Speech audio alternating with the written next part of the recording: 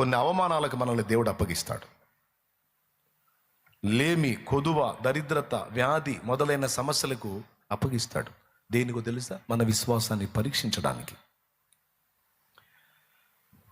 పౌలు మహనీయుడు ఒక మాట అన్నాడు, మంచి పోరాటం పోరాడాను, నా పరుగు కడముట్టించాను, నా విశ్వాసాన్ని కాపాడుకున్నాను, ఇక మీదట నా కొరకు నీతి కిరీటం ఉంచబడి ఉన్నది అన్నాడు. తిమోతి 2:4-7 అక్కడ అంటాడు, మంచి పోరాటం పోరాడాను, నా పరుగు కడముట్టించాను, సంఘాలు కట్టాను, సేవ చేశాను, పరిశుద్ధత కాపాడుకున్నాను, నేను ఇంత మంచోడిని అయ్యాను, ఇన్ని బోధలు చేశాను, ఇన్ని లేఖనాలు రాశాను, ఏం చెప్పలాడా?